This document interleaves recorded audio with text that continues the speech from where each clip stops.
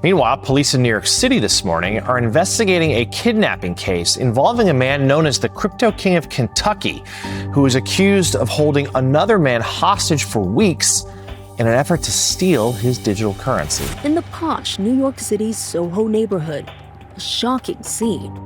This man, identified as 37-year-old crypto investor John Woeltz, escorted by police out of an upscale townhome. New photos obtained by TMZ of that notorious SoHo townhouse connected to the crypto kidnapping case. All right, and the image is giving us a new glimpse of what exactly was going on behind closed doors. It sounds like it's straight out of a cartel movie. A man was kidnapped and endured 17 days of torture. His captors pistol whipped him, threw tequila on him and set him on fire before quickly putting it out, cut him with a mini saw, hung him from a balcony, put his feet in water and shocked him, and forced him to smoke crack. But this didn't happen in a movie. It happened in one of the wealthiest neighborhoods in Manhattan. And the suspects were two men you would never expect.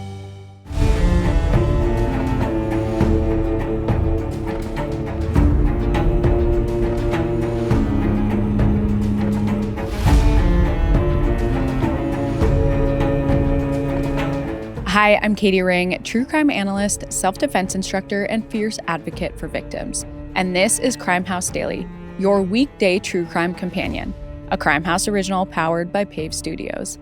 We follow the cases making headlines now, where justice is still unfolding. This is a Night Watch episode bringing you today's biggest crime stories. Don't forget to subscribe to my YouTube channel at Crime House Daily so you never miss an episode. This episode discusses active criminal cases and breaking news. The information we share is based on what's publicly available at the time of recording and may change as new evidence comes to light. We aim to inform, not to decide guilt or innocence, so everyone mentioned is presumed innocent until proven guilty in a court of law. Tonight, we're digging into the shocking case of Italian crypto trader Michael Valentino Teofrasto Carturan, who says he was held captive for 17 days inside a $75,000 a month SoHo townhouse, where he was pistol whipped, electrocuted, burned, and force-fed drugs while his alleged kidnappers demanded access to his $30 million Bitcoin account. After a daring escape brought the nightmare to light, prosecutors say they've uncovered a disturbing manifesto outlining a broader plan to purge foreign traders of their crypto.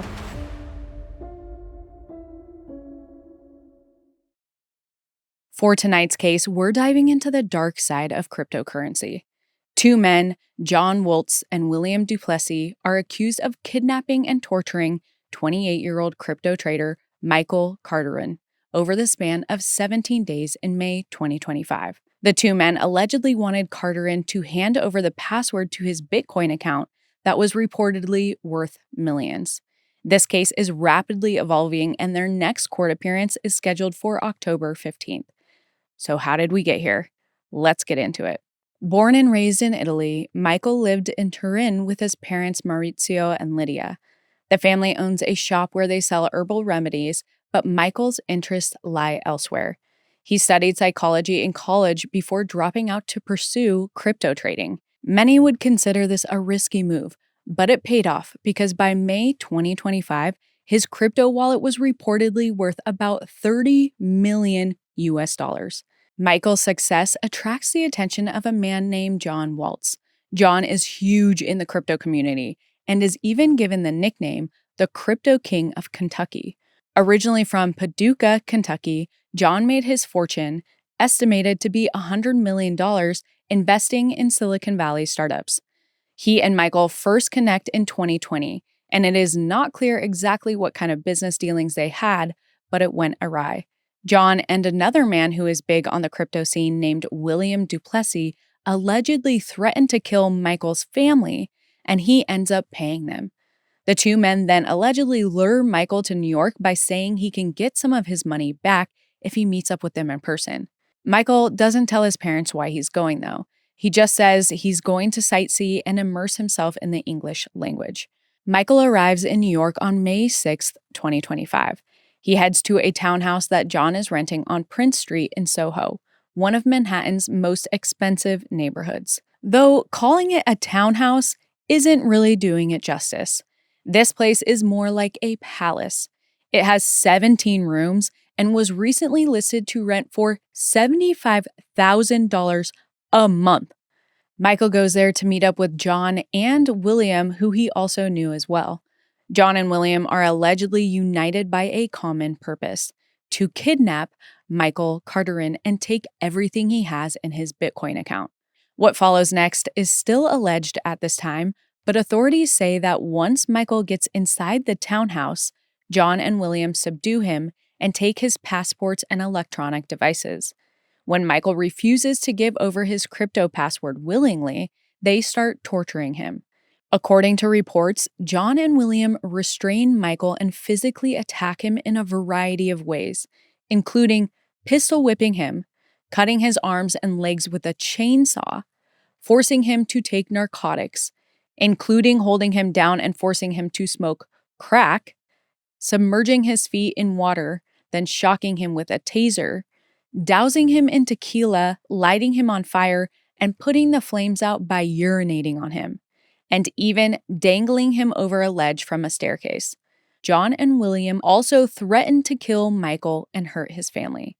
This torture reportedly goes on for 17 days. And on May 23, 2025, John and William allegedly escalate the situation far enough that Michael really thinks they're going to shoot him. So he finally breaks and tells John and William that he'll give them what they want. But little do John and William know, this isn't him finally giving in. This is a planned escape. He says he will give them his Bitcoin password, but only by putting it into his laptop himself. So the two of them run to grab the computer, and the second they leave Michael alone, he runs. By May 23, 2025, Michael Carturan has allegedly been tortured for 17 days by his captors, John Woeltz and William Duplessie. They've held him in John's opulent townhouse in New York City, trying to get access to Michael's multi-million-dollar Bitcoin account. And on May 23rd, Michael finally makes his escape when John and William leave him alone to grab Michael's laptop. Barefoot, injured, and bleeding, he sprints down the stairs, bursts out the front door, and flags down a traffic enforcement officer on the street. The officer calls for backup, and police quickly descend on the townhouse. Shortly after, John was arrested and was photographed getting handcuffed in a bathrobe. It's not clear if William is still there when John is taken into custody, but after a few days of negotiating with authorities, he turns himself in 4 days later on May 27, 2025. Law enforcement officers also briefly arrested John's assistant, 24-year-old Beatrice Folke, although she's later released and any potential prosecution is deferred. Meanwhile, Michael is taken to the hospital for treatment and police search the townhouse. They find a lot of evidence inside that corroborates what Michael told them about his alleged torture. Some of the things investigators find include chicken wire, cocaine, Polaroid photos of Michael, including one with a gun pointed at his head, blood spatters in several rooms, and a gun and ammo along with body armor, night vision goggles, and ballistic helmets. Michael's parents, Maurizio and Lydia, are completely shocked to learn what their son allegedly went through. In fact, someone used Michael's phone to message them on WhatsApp during the time Michael was allegedly tortured. They are understandably freaked out and reportedly hire private security to watch over them. Imagine learning that your own child went through something like this and that their captors even threatened your life as part of it. And even though John and William are in custody, there could be more people like them out there. Across Europe and the United States, crimes involving cryptocurrency are rising. In France alone, right around the same time Michael was allegedly kidnapped and tortured, more than 20 people were arrested for a string of crypto-related kidnappings. As cybercrime defense attorney David Seltzer said, instead of robbing a bank, they kidnap someone and get access to their Bitcoin wallet. So this crime is actually more common than you would think, and the Carturan family is right to be worried because there's a chilling possibility that their son's captors have more accomplices. On May 29, 2025, 6 days after Michael's escape, it's reported that 2 NYPD detectives are under investigation as well.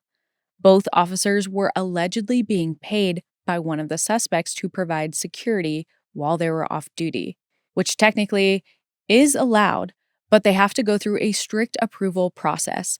And the NYPD's Internal Affairs Department is looking into whether this employment was approved and how long they were working for the suspect. And situations like this add additional speculations. It's been reported that one of the detectives drove Michael from the airport to John's townhouse. But New York City officials claim that neither detective knew of any illegal or improper behavior at the townhouse. Both detectives are placed on modified duty while the investigation plays out, which appears to be ongoing at the time of this recording. After John and William are arrested, both men are denied bail and remain in custody until June 11th when they appear in court for their arraignment. Bound by handcuffs and wearing orange prison jumpsuits, John and William are indicted on a dozen charges, including kidnapping, assault, and unlawful imprisonment. Both of them plead not guilty. During the hearing, prosecutor Sarah Kahn shares some disturbing details from the alleged crimes. Along with describing the torture Michael endured, Kahn drops a bombshell. In conversations with other law enforcement agencies, she learned that John and William have done something like this before. She did not elaborate on the statement, but we'll be watching this situation very closely for any more information. Meanwhile, the defense has a very different version of what happened. They say Michael was there, quote, having the time of his life. The defense lawyers also claim there are videos of Michael voluntarily smoking crack, participating in an orgy, and even a woman dragging him around by a leash while he's wearing a BDSM collar. Additionally, they say they have video of Michael outside on the street smoking a cigarette by himself, 36 hours before he escaped. However, the prosecution has not seen these videos. And Kahn says, quote, victims of abuse are not always going to act in a way that we expect people to do. The prosecution has also recovered 3 cell phones that reveal, quote, additional evidence including photos and messages that corroborate the intent here: torture, humiliation, and control. At the end of their arraignment, the judge agrees to keep John and William in custody until their next hearing. They reconvene a little over a month later on July 23, 2025, and this time, both the prosecution and the defense bring new information with them. According to the prosecution, on top of the torture that has already been alleged, Michael was also waterboarded, headbutted, and hoisted up by his throat. She also reveals that the prosecution has discovered what they call a manifesto that gives insight into John and William's motives. Kahn says their plan was to go after crypto holders from outside the US like Michael in order to steal or purge their crypto accounts by slowly gaining their trust. As for why there are photos and videos of Michael taking drugs and having sex while smiling, Kahn says this was part of John and William's strategy of using, quote, intermittent violence to keep the victim unregulated. On the other side, William's lawyer, Sanford Tolkien, said that Michael knew what he was getting into. He said that he was desperate to go into business with John and William and willing to go through this so-called hazing to do so. Hazing that apparently includes getting electrocuted and set on fire. Tolkien says, quote, he was there because he wanted to be part of the lifestyle, and it was quite a lifestyle. He describes what happened to Michael as, quote, 17 days of shenanigans. John's attorney adds to this by equating the townhouse to, quote, a frat house with essentially unlimited funds. And in the end, on the matter of bail, the judge sides with the defense.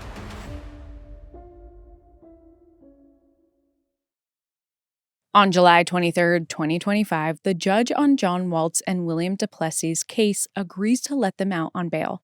The judge says, quote, there are some credibility issues here.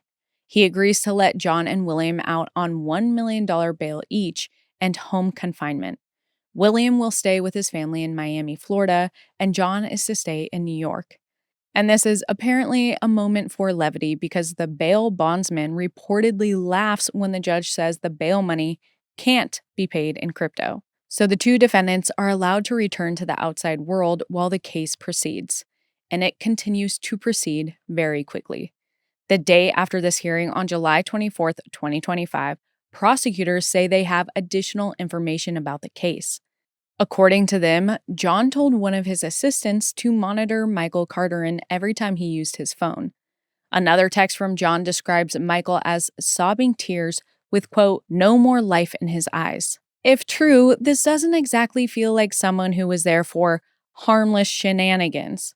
And a few weeks later, New York Magazine drops a detailed article called The Cryptomaniacs and the Torture Townhouse. This article sheds a lot of light on all three men involved in this case. It describes John as a quiet, reserved guy who, before moving back to Kentucky, preferred spending time in San Francisco alone with his cat and living off of homemade protein sludge. He claims that in Kentucky, he led a quiet life, propping up the local Bitcoin scene and building a relationship with a young woman he met there.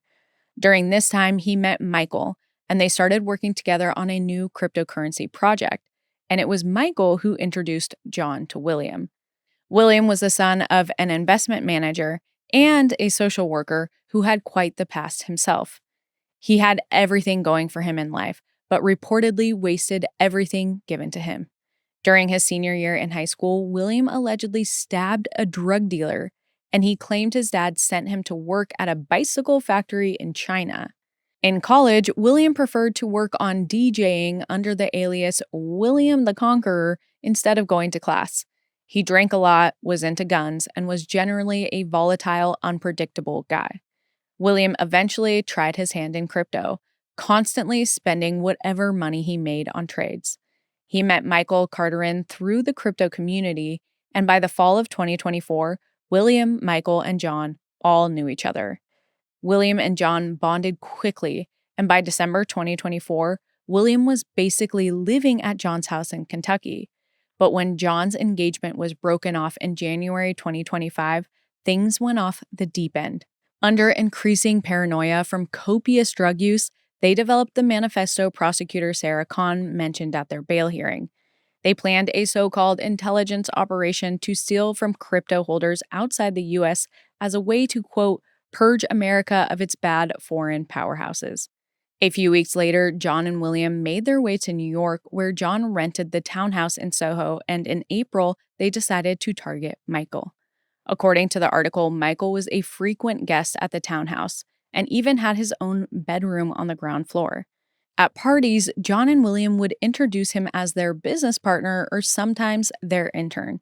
They enjoyed humiliating him, dressing Michael up in embarrassing outfits, making him serve drinks at parties, and even allegedly putting him in a cage in the kitchen. And the article says that when Michael ran out of the townhouse on May 23, 2025, he originally told the traffic officer he had flagged down that he'd been hazed.